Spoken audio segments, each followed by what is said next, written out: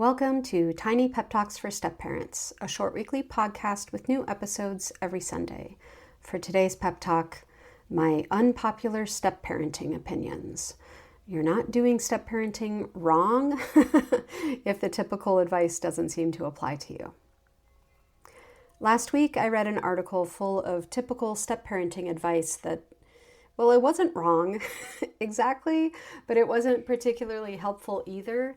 Advice like, you're going to have to put work in, and I had to try really hard to bond with my stepson. Again, not wrong, but not really right either. It's exactly these kinds of overly simplified, well-meaning yet ultimately frustrating resources that make us think we're failing as step-parents. Like if our family isn't blending, then that's on us, the step-parent. We must need to work more, try harder. Falling for that misconception myself sent me into a years-long burnout spiral. When trying my absolute hardest did not work and sometimes made things worse, I blamed myself. I came to believe I was irredeemably broken. The worst stepmom on the planet, obviously, but maybe also the worst human too. I had no idea in those early days just how many factors were affecting my ability to step parent and our family's ability to blend. It wasn't until I started talking to other step parents I realized it was the advice that was wrong, not what I was or wasn't doing. That my challenges as a step parent and our challenges as a step family were far from unusual. It's just that no one out there was giving non-superficial advice on the messy realities of step parenting, which is why I decided to start writing about this stuff, because here's what I've learned over my nearly 2 decades as a stepmom.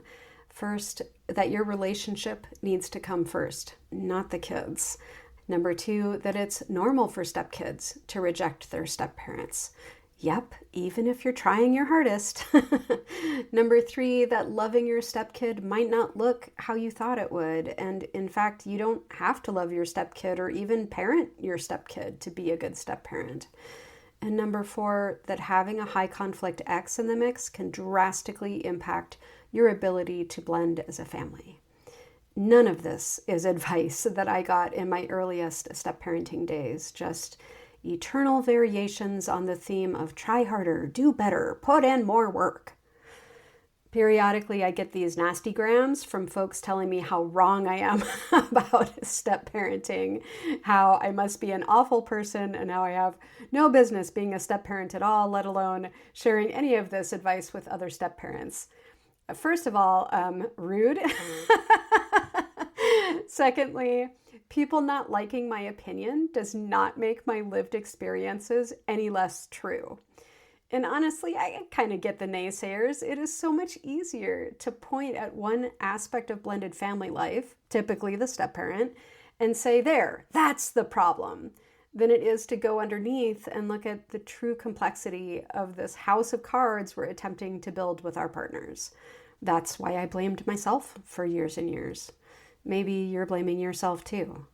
So today, I just want you to know, however you are experiencing the step parenting role is completely, absolutely 100% valid. Your feelings do matter. Your voice does need to be heard.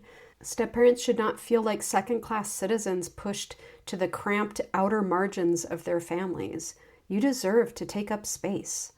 You can start by hopping into the comments and letting me know an unpopular step parenting opinion of your own. I would love to hear it.